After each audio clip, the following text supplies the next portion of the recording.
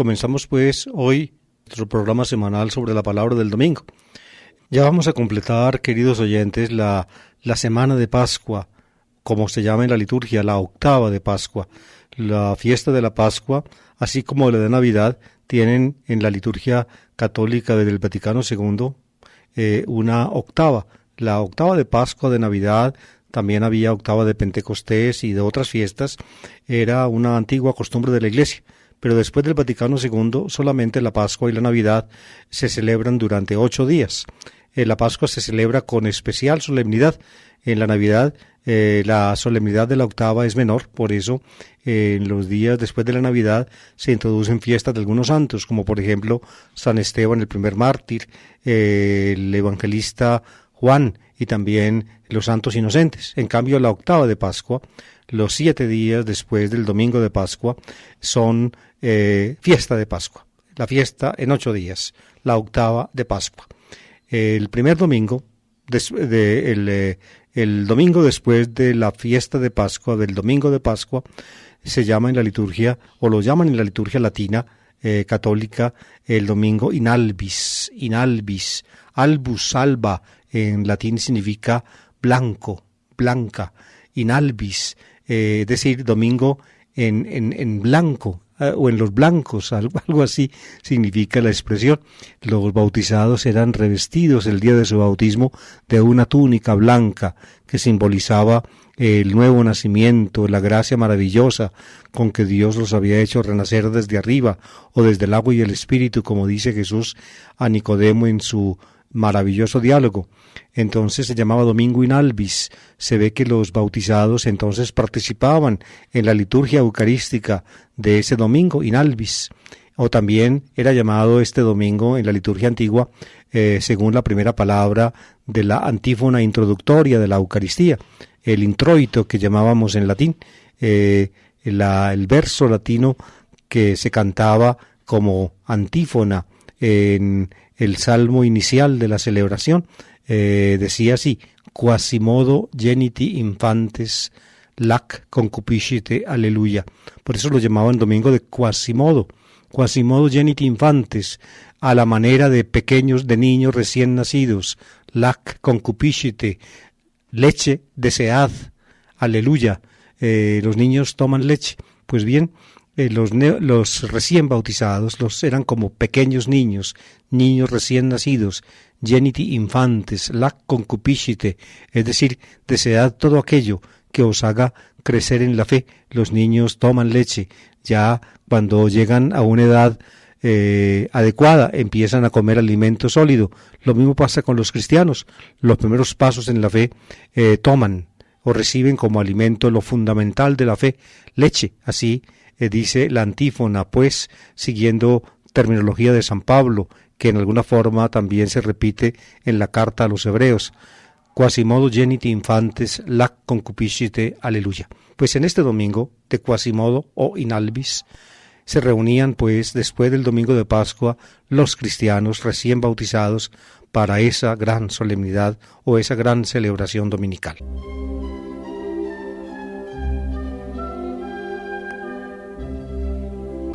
El texto evangélico que se toma es el de Juan, capítulo 20, versículos 19 a 31.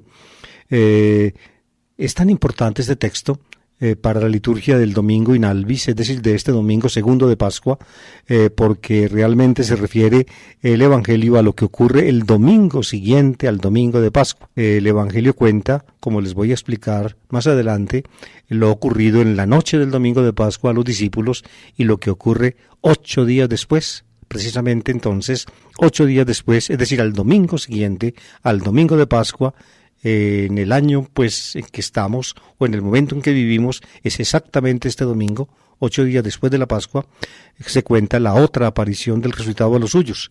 En la primera no estaba Tomás con ellos, en la segunda sí. Por tanto, este domingo pues vamos a escuchar de nuevo la historia del incrédulo Tomás.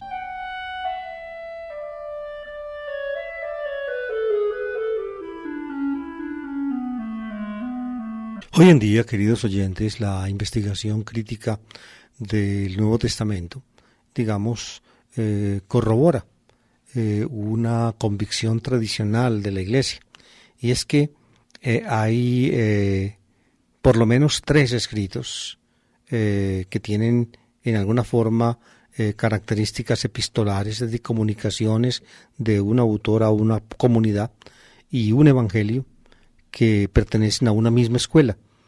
Se suele llamar la escuela joánica, así la llaman los modernos, y también esta es la convicción que la tradición de la Iglesia, digamos, ha impuesto desde fines del siglo II en la obra de Ireneo.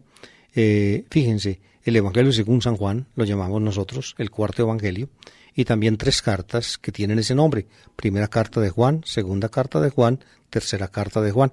Esos 4 escritos, las 3 cartas y el Evangelio, constituyen pues la literatura joánica del Nuevo Testamento, joánica. El nombre joánico de Juan se debe a que desde Ireneo, la tradición de la Iglesia insiste que el autor del cuarto Evangelio y de las 3 cartas es el apóstol Juan. Sobre eso, pues, las dificultades críticas se agolpan. Sin embargo, detrás de esa convicción de la tradición de la Iglesia hay una profunda verdad, y es que estos 3 escritos, la primera, segunda, tercera carta de Juan y luego el escrito del cuarto Evangelio, se basan en una tradición común. Una tradición común que remonta a la época apostólica y que bien podría estar pues vinculada con la figura histórica del apóstol Juan, hermano de Zebedeo. Esa, como les digo, pues es una convicción de la tradición cristiana desde el siglo II, y a pesar de las dificultades críticas, hoy en día del todo pues no se descarta, al menos digamos se admite esa posibilidad aún de punto de vista crítico.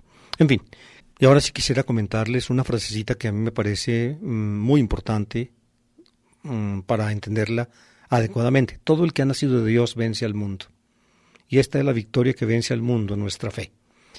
Todo el que ha nacido de Dios, vence al mundo. Cuando se reunió Jesús, o cuando fue un maestro judío llamado Nicodemo a hablar con Jesús una noche, Jesús, después de oír las palabras, digamos, halagadoras del maestro judío, lo sorprende con esta frase: es necesario nacer de arriba para ver el reino de Dios. Y el maestro judío no entiende qué es eso de nacer de arriba. Él interpreta la palabra de Jesús como si se estuviera refiriendo al nacimiento normal de un hombre, al nacimiento de la carne, y le dice: pero ¿cómo puede un hombre nacer siendo viejo? Es que puede entrar en el vientre de su madre y volver a nacer. Y Jesús le dice: no, tú estás interpretando mal. Nacer de arriba significa nacer de agua y de espíritu, básicamente de espíritu. Es una acción espiritual, el nacimiento de arriba, la generación de arriba. Eso es nacer de Dios, es decir, que Dios le dé a uno una nueva vida. Todo el que ha nacido de Dios vence al mundo. Una vez que Dios le da a uno una nueva vida, sin esa nueva vida no podemos hacer nada en orden a la salvación. No podemos unirnos con Dios. Es decir, a Dios va lo que de Dios viene. Si nuestro ser nuevo no proviene de Dios, entonces no llegaremos a Dios. Como dice Jesús en el diálogo a Nicodemo: no puede ver el reino de Dios, no puede entrar en el reino de Dios. Son dos expresiones de Jesús, en que son las únicas 2 veces que en el cuarto evangelio el Jesús del cuarto evangelio habla el lenguaje del Jesús terreno, del reino de Dios. De modo que a Dios va lo que de Dios viene. Si Dios no lo hace nacer a uno otra vez, no lo hace nacer a uno, uno nace desde arriba, es decir, de Dios, del Espíritu, entonces uno simplemente se queda pegado a este mundo, es decir, pegado a la carne, y lo que viene de la carne es carne, y la carne no hereda el reino de Dios, como en algún punto dice también Pablo. Dicho en otra forma, entonces, creo que ya van entendiendo ustedes, todo el que ha nacido de Dios vence al mundo, y esta es la victoria que vence al mundo, nuestra fe. Vence al mundo. El mundo mismo, es decir, nuestra condición carnal, nuestra condición de seres de este mundo, no nos capacita ni nos hace posibles llegar a Dios. A Dios llegamos porque Dios nos da esa oportunidad. Es decir, es pura gracia, puro regalo, puro don de Dios. A Dios va lo que de Dios viene. Si Dios no nos da el llegar a Él, no podremos jamás llegar a Él. Pues bien, esta es nuestra fe. En esto creemos nosotros y de esa manera vencemos el mundo. Es decir, el mundo, nos convencemos de que finalmente, como seres del mundo, no tenemos la posibilidad de llegar a Dios. Como seres del mundo, hablemos un lenguaje hoy en día comprensible, el lenguaje, pongamos, de la biología. Como seres de este mundo somos del reino animal. ¿Qué somos? Somos humus, tierra de la tierra, una tierra que alienta, que tiene vida. Y la vida, pues, se formó en este mundo, hoy lo explican los físicos y los biólogos, por complejísimos fenómenos que van desde lo anorgánico hasta lo orgánico y luego finalmente hasta la vida. Pues bien, diciéndolo en lenguaje bíblico, somos un aliento vital, un aliento fugaz que no torna, vivimos.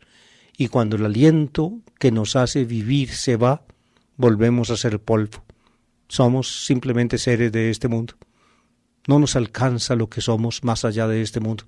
Solamente, pues, cuando Dios nos llama, nos da, nos comunica, nos toma, nos da lo suyo para que, teniendo lo suyo, lleguemos a Él.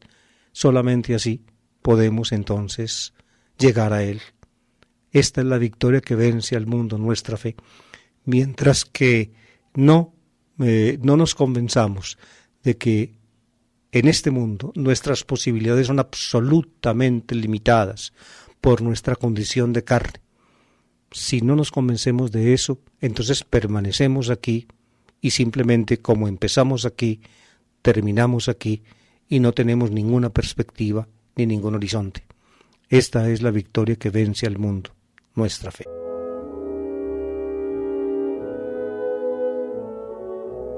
Finalmente, queridos oyentes, llegamos a la lectura evangélica, el Evangelio según San Juan, capítulo 20, versículos 19 a 31. Como les explicaba, este texto de Juan, capítulo 20, sirve de texto evangélico para los tres series dominicales, para los 3 ciclos A, B y C. ¿Y por qué? Porque finalmente este texto de Juan menciona lo ocurrido el domingo siguiente a la Pascua, que es precisamente el domingo que hoy celebramos, el domingo in albis o de Quasimodo, el domingo de la octava de Pascua, 8 días después del domingo de Pascua. Por eso este domingo se repite este evangelio se repite en los 3 ciclos dominicales. Les voy a leer el texto entonces. Dice: al anochecer de aquel día, el día primero de la semana. Fíjense, aquí les explico de una vez. Es el día de Pascua, el domingo de Pascua, el primer día de la semana. Es para los judíos el día después del sábado. Ti mia ton sabaton es la expresión hebrea que simplemente se transcribe al griego. Ti mia ten sabaton, así se dice en hebreo. Y pues yo estoy diciendo digámoslo así, la transcripción o la traducción griega de la expresión hebrea. El primer día de la semana, el primer día de los sábados. Los sábados es la semana. La semana podía tener ese nombre o solía tener ese nombre, de modo que el primer día de los sábados es el primer día de la semana, es decir, el día siguiente al 7º día, que ya empieza a contar una nueva semana y por tanto se llama primer día. Los cristianos más adelante, como ustedes saben, a ese primer día de la semana lo llamaron en griego y luego en latín y luego en muchas de nuestras lenguas de países cristianos o otrora cristianos, lamentablemente, lo llamaron en griego Kyriaki Imera, Kyriaki de Kyrios es el Señor, Kyriaki Imera, día del Señor. En latín creo que lo entienden mejor, dies dominica o dominica dies en latín significa día y dominica es del Dominus, dies dominica es día del Dominus, día del Señor. En italiano dicen entonces la domenica, el domingo en castellano, domingo viene también de Dominus. Fíjense, amables oyentes, que nosotros, aunque haya entre nosotros alguien que no cree en Cristo y que no le importa nada, sin embargo el domingo lo llama domingo. Y aunque no lo quiera y aunque no lo sepa, Cuando dice domingo está hablando de Jesucristo, quiéralo o no, porque domingo viene de Dominus y el Dominus es el Señor. En francés pasa lo mismo. Domingo en francés se dice dimanche, dimanche que también viene de Dominus. En fin, ahí está pues la explicación.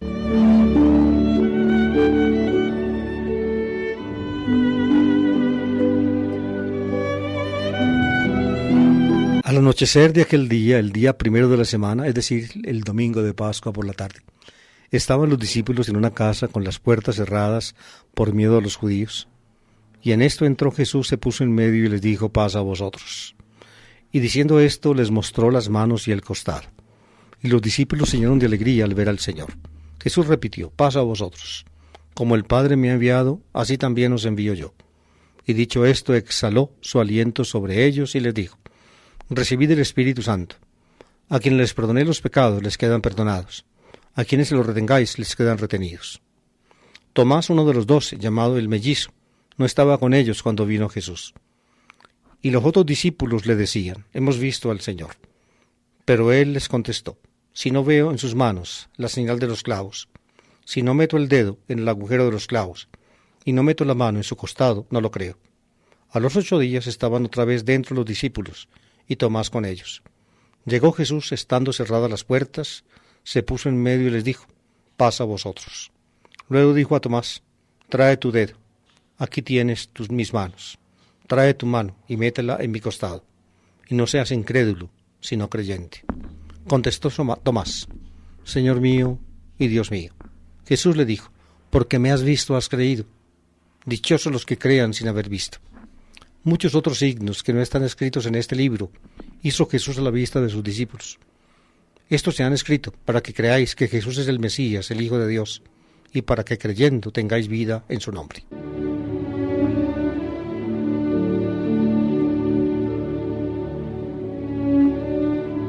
Muchas cosas, queridos oyentes, de la tradición joánica, es decir, de las historias, en fin, que trae el cuarto evangelista, están emparentadas, sobre todo en la parte referente a la pasión de Jesús, desde que comienzan los relatos de la pasión, están emparentadas con el Evangelio de Lucas.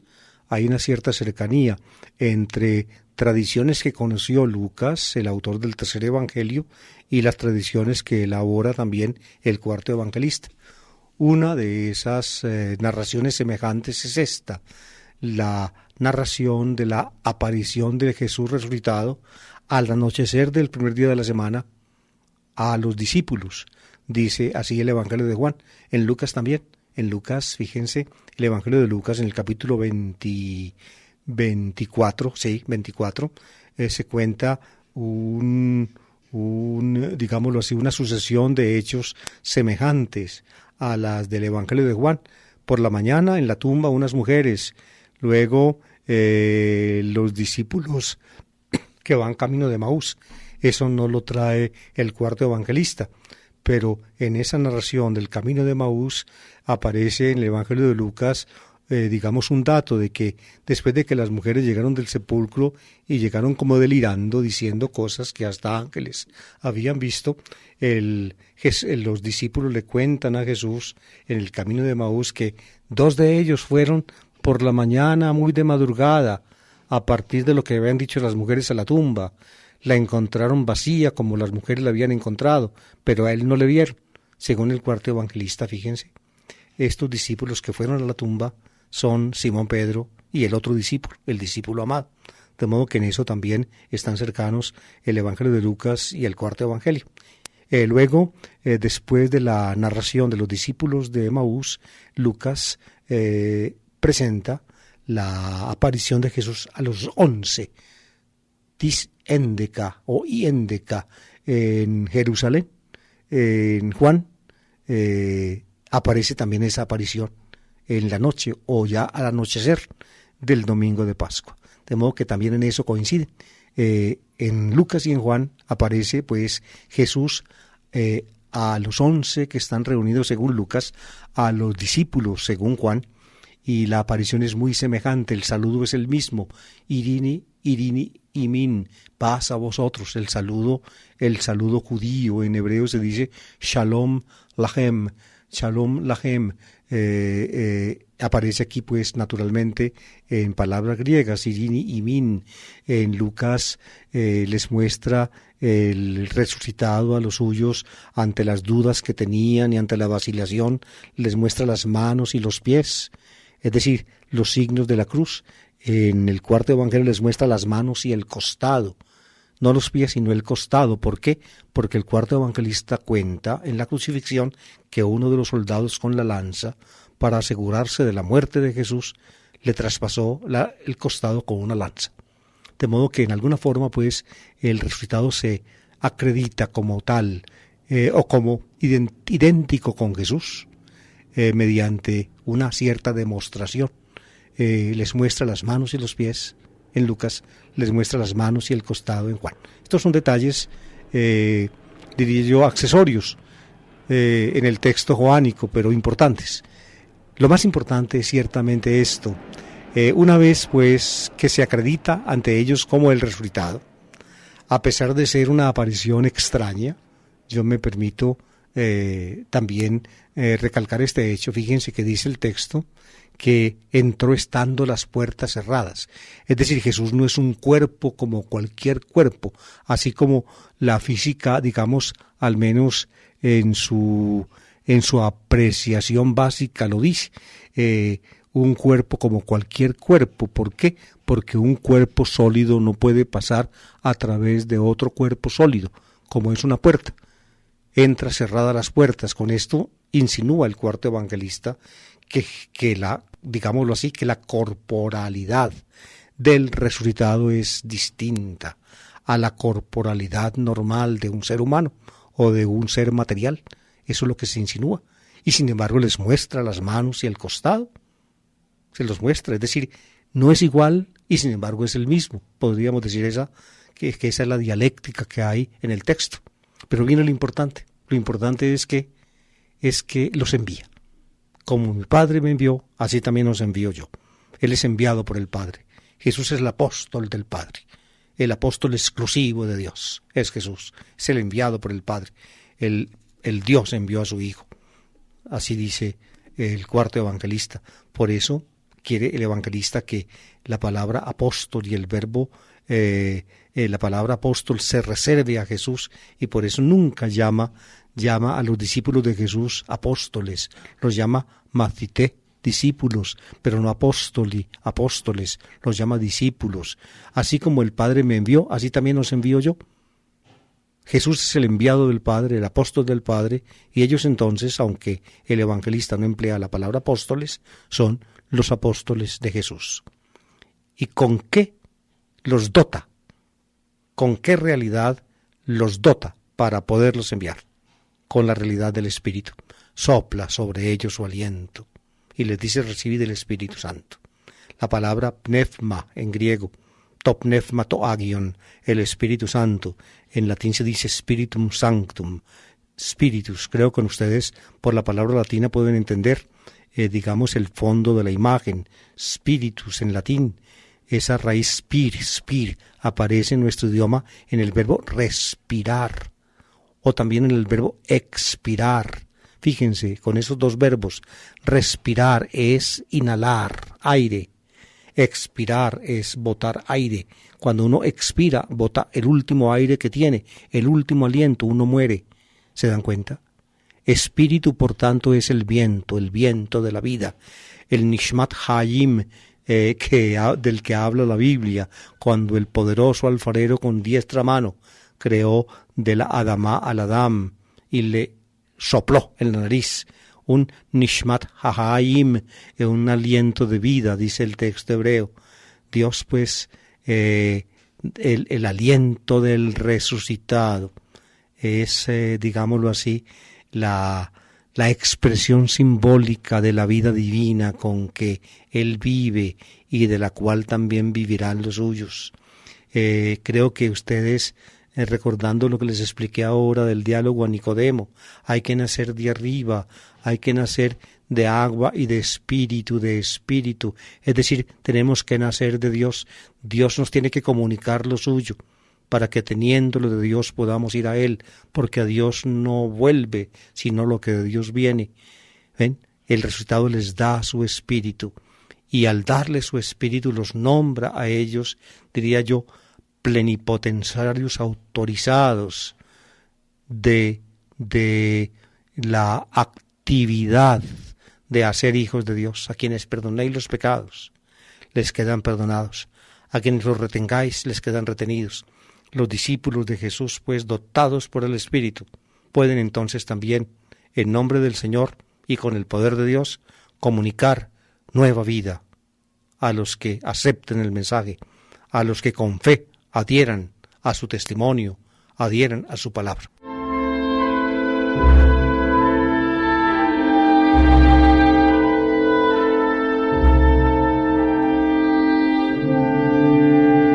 Pero el evangelista, el cuarto evangelista, es sabedor de dramas que hubo en el cristianismo naciente. No fue fácil para todos los discípulos de Jesús convencerse de esa fe. Eso lo dicen a su manera. También otros evangelios, por ejemplo, Lucas lo dice cuando presenta a los discípulos de Maús dudosos, sin saber qué hacer. Y también cuando presenta a los 11 que reunidos con los 2 discípulos de Maús, y a pesar de que de la manifestación del Señor, algunos dudaban, tenían dudas en su corazón. Y también el Evangelio de Mateo, cuando en el monte de Galilea Jesús aparece, también el evangelista Mateo habla de dudas y dificultades. Se ve pues que en el cristianismo naciente hubo, diría yo, dificultades en la aceptación de la realidad de la fe cristiana. En el cuarto evangelista, el discípulo que encarna esas dificultades es Tomás llamado el mellizo. Didymus se dice en latín. Didymus es uno de 2 hijos, el mellizo. Cuando son 2 los hijos, entonces Tomás significa en arameo lo mismo. Pues bien, cuando vino el Señor el domingo de Pascua en la noche, no estaba Tomás allí. Y cuando Tomás se une entonces al grupo después de esa manifestación del resucitado, los otros le cuentan: hemos visto al Señor. Y el hombre no cree. El hombre le dice: no, ¿cómo así? Si yo no meto el dedo en el agujero de los clavos y no meto la mano en la herida del costado, no lo creo. Ustedes ven pues, Tomás, basado, mejor dicho, el relato que ahorita explicábamos dice que Jesús les mostró las manos y el costado. Y a pesar de eso que los discípulos seguramente y le cuentan a Tomás cuando él aparece después, él dice: no, yo tengo que meter el dedo, no me basta que ustedes cuenten, tengo que meter el dedo en el agujero de los clavos y tengo que meter el dedo en el costado para creer. Pues bien, a los 8 días, es decir, al domingo siguiente, al otro domingo, al día 8º de la Pascua, es decir, en el calendario nuestro actual, este domingo, segundo de Pascua, que vamos a celebrar este domingo, pues, ya estaba Tomás allí, y el resucitado sabe qué fue lo que dijo, y entonces lo insta, trae tu dedo, aquí están mis manos, trae tu mano, aquí está mi costado, métela en mi costado, y no seas incrédulo sino creyente. Le dice el resucitado, lo invita por tanto a que cumpla el deseo que como condición puso para creer. Si no meto el dedo, si no meto la mano, no lo cree. Pues trae tu dedo, aquí están mis manos. Trae tu mano, aquí está mi costado, le dice. Y el hombre entonces, sin que se diga que metió el dedo o que metió la mano, queda vencido por la realidad maravillosa de la nueva vida que en Jesús se manifiesta. Señor mío y Dios mío, le dice. Es la confesión de fe plena del cristianismo, queridos oyentes. O Kyrios mu que theosmo, o Kyrios mu que theosmo. Es el único punto explícito en que aparece en boca de un cristiano, ¿ven? En el Nuevo Testamento, la palabra Dios para Jesús, theosmo, mi Dios. Fue muy difícil para los cristianos aplicarle a Jesús o decir de Jesús que era Dios. ¿Por qué? porque en el judaísmo, fíjense, el judaísmo es de donde sale el cristianismo y al cual pertenecía Jesús, es una religión estrictamente monoteísta. No hay sino un solo Dios, como dice Pablo en 1 Corintios capítulo 8, versículo 6. Isteos opatir, un solo Dios el Padre. Un solo Dios, el nombre Dios es para el Padre. Por eso no es de esperar que Jesús hubiera dicho él mismo que Él es Dios. ¿Por qué? Porque Jesús nunca pudo decir él mismo que Él es el Padre. Y Dios se llamaba al Padre. Y sin embargo aquí Tomás se atreve pues a aplicarle o a decir de Jesús no solamente el título Kyrios, que ya se lo daba el cristianismo, como lo muestra Pablo en el texto que le cité. Un solo Dios el Padre y un solo Señor Jesucristo. Así dice Kyrios, un solo Kyrios. Is Theos o Patir, is Kyrios, Jesús Christos, un solo Señor Jesucristo. Aquí pues el apóstol Tomás el incrédulo le dice a Jesús, Señor y Dios. Señor y Dios. Y el cuarto evangelista se esfuerza por mostrar, digamos, la razón de ser de esa confesión de fe, sobre todo en el capítulo 1, cuando habla de la palabra que estaba en Dios y la palabra que era Dios y la palabra que se hizo hombre y habitó entre nosotros.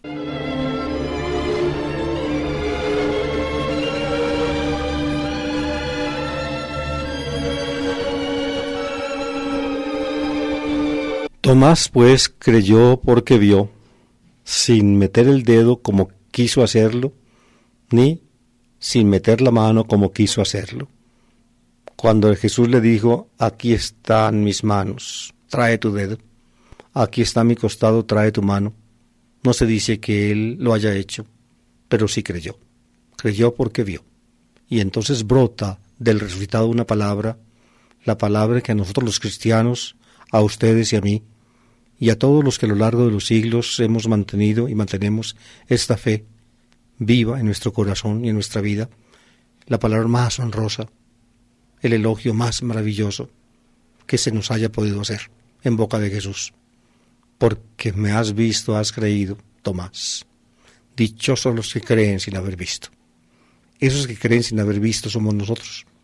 Nosotros creemos por el testimonio de aquellos que estuvieron con Jesús.